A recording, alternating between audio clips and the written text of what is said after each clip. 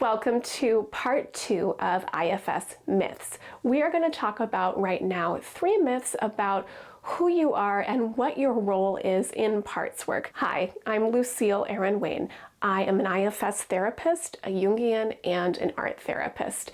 And I am here to help people like you become your own inner healer and learn to do IFS on yourself. If you haven't seen part 1, go ahead and check that out in the link and then come back here and stay to the end to find out what is the reliable thing you can trust instead of these myths and misconceptions about your role in IFS. It's going to be a huge resource for you. Myth number 5 is you are the director of your healing. This might sound like it makes sense, but I'm going to tell you why this is not true. That myth implies that you are sitting in the director's chair, seeing everything going on, that you get to determine when you heal, how you heal, that you get to know what all the wounds are and exactly how they're being fixed. It's kind of the idea that you are the king or the queen, you are on the throne of your psyche. I'm sure you can imagine how the I am the director of my healing can go wrong. Just imagine a tech bro who thinks that he just needs a checklist and a set of directions and he's going to hammer out the healing. That is not an honoring approach to our beautiful, complex, incredible, delicate, strong psyches. Unfortunately, IFS can easily be misunderstood and promote this approach because IFS is wonderfully intellectually satisfying. It gives us lots of insights. It explains lots of things. Now, the reason you are the director is not true is because that attitude of being in charge of our healing is the wrong attitude to take. It's actually going to undermine deep, lasting healing. And I'm going to share why. It's actually an idea from Carl Jung, Jungian therapy. And the idea is that the most helpful attitude we can take, whether it is in therapy or for the rest of our lives outside of therapy, after we have learned how to grow and heal, is that we are not sitting on the throne, the king of what's going on inside of us. Instead, we are here to collaborate with something else inside of us. And can you guess what that something else is? It is easy not to see it because the thing we need to collaborate with is our unconscious. Now, the Jungian approach, which works really beautifully with IFS, says that we have our consciousness, and I'm going to kind of gesture to that being up here because it's what's seen. And then we have the unconscious. It's what's underneath. It's what's in the underworld. We are simply half of the story. Instead of being the director or thinking we're the director, we can take our role as the partner of the unconscious. And if we do that, then we will show up to an IFS session with a humility, with an openness. We will let go of any pushiness or know-it-allness, which really, those kinds of attitudes block real self energy. And self is, if you don't know, that's what IFS says is our wisest core. It's the place from which we can do lasting healing.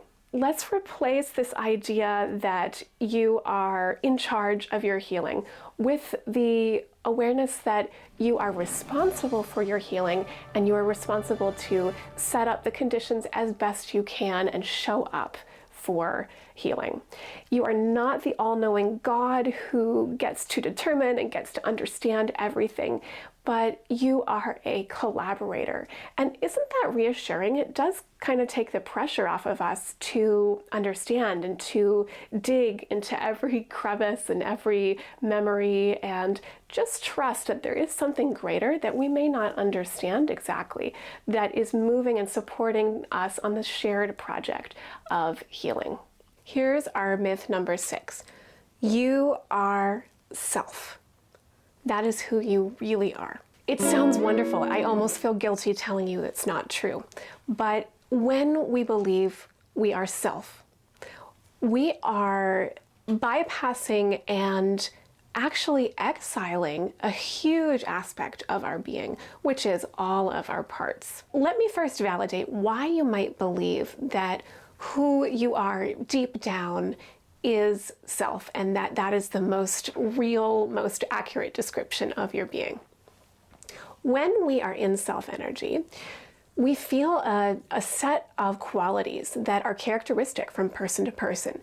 And these qualities include being compassionate, feeling caring, curious, basically feeling the best version of ourselves. Another quality that comes with being in self is feeling that you are more yourself than at any other time. So if you've taken that into regular life and you've kind of put away in the back of your head, this is who I really am, is self, you have a good reason for that. You come by that honestly. However, the danger of believing that this is the most accurate version of you is we then leave out a huge aspect of our beings. In other words, we're leaving out all of our parts. We are disregarding them and saying, yeah, those aren't really who I am. This is damaging to trust with our parts if they believe that we think they're really not that important because they're not really who we are. They're not going to be as likely to want to work with us and help us and ultimately move us towards healing. The parts may feel threatened by IFS if we take it to mean they're really not important. You know, we talked about in our first video consciousness being up here and how we need to collaborate with the mystery inside of us, the unconscious. If we think that we're just self, we're going to be pushing our human qualities into the unconscious. We're going to be pushing them into the shadow. For example, if we're thinking, I am self, that's who I really am, then I may be disregarding and not trying to heal or really even own the fact that I have human qualities like anger or jealousies or passions.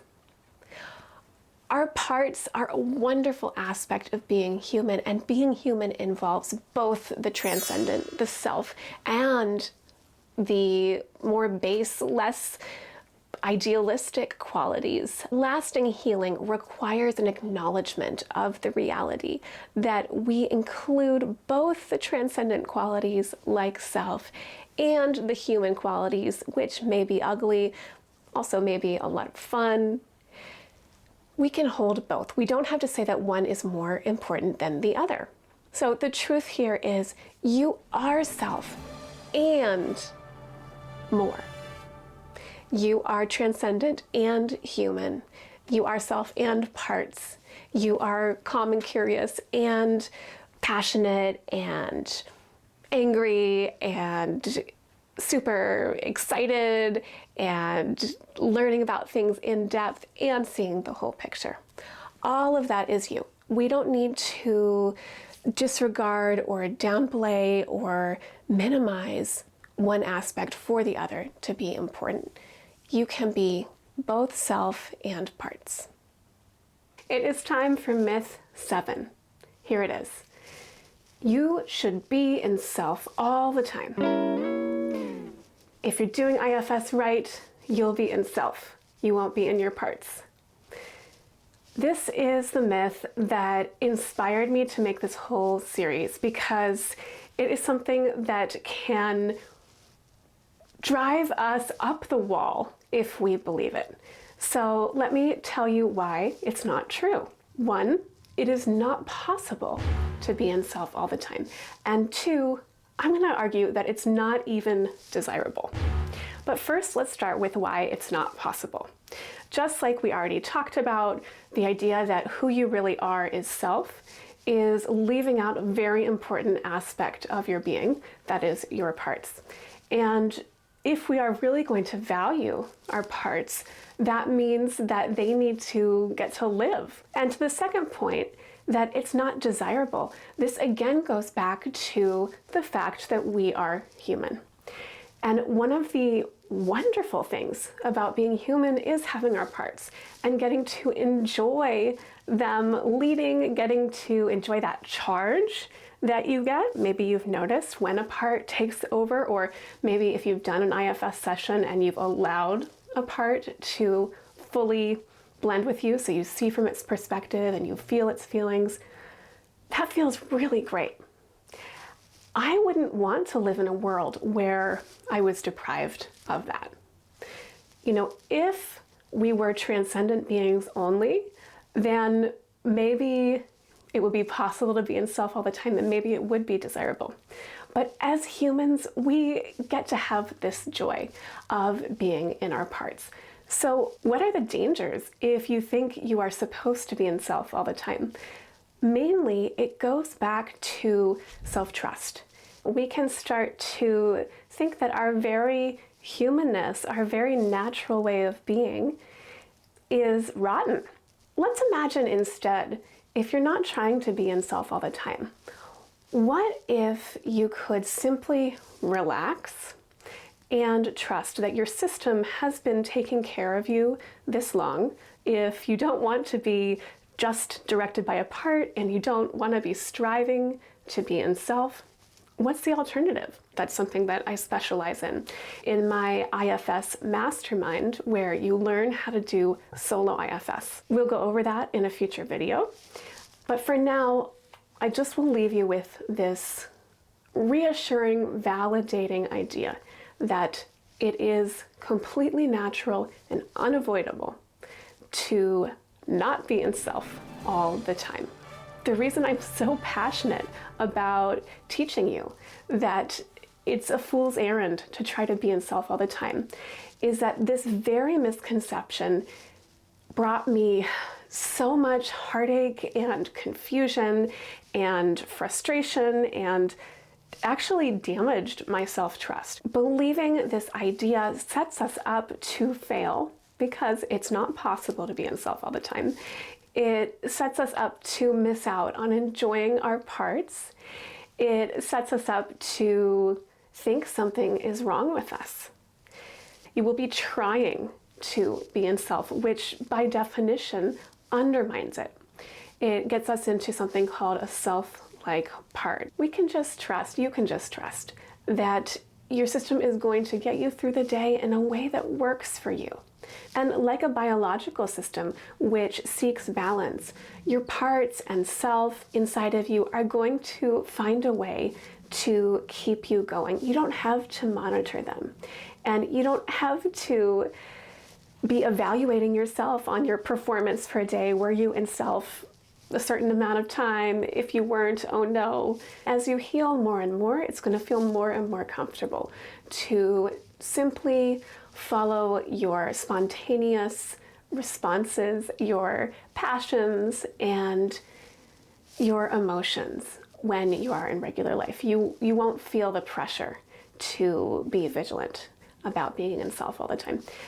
We've disentangled you from these false ideas of you being the director, you being in self all the time. And now that leaves us with a question. What can you turn to and rely on if it's not one of these false myths? Well, do you remember in part 1 of this video series, we talked about the different maps we can use and how IFS is a very useful map. Let's continue that metaphor. And if you are on this voyage of inner healing, then you have a map. But what do you need in addition to a map? A compass. I want to tell you about your inner compass. This is the sense inside of you of what is right for you in a given moment. It's that subtle feeling of, oh, this feels right, or somehow that doesn't feel right. Maybe you're already attuned to this, and maybe you're not. So let's start with just making you aware that there is this navigational tool that you were born with inside of you. And we all lose touch with it and have to find it again in our adult lives. Just simply knowing it's there is a big deal. Not only does knowing you have this compass inside give you guidance, but it also recenters your authority from something out there to in here. If you believe, or even are simply open to the possibility that there's something that can direct you from within, that's not a part. When we're in a part, we feel extreme and urgent, and it's not self necessarily. We don't have to be in self energy to access this compass. If you can trust that, or at least try it out, then you are going to have your own inner authority right here. And that is the greatest gift that I wish for you, for everybody that I work with. And I would love to hear in the comments, have you ever sensed an inner compass? And in my IFS mastermind, we actually get live practice, not only doing IFS on ourselves, but you are going to learn how to find your inner compass and how to navigate with it when you're doing deep psyche work. But whether you join the mastermind or not, simply knowing that there is this guidance inside of you is something you can use in daily life, and you don't have to be in self to find it. Okay, thank you for watching. I'm going to leave you with the reassurance that you have this navigational tool. Well, you get to use your inner compass with the map of Psyche and with any map you want. If you enjoyed my teaching here, you can get my one-on-one guidance on how to do IFS on yourself in my soul-led IFS mastermind. Check out seekdeeply.com/mastermind to learn all about it, and I will see you on my website.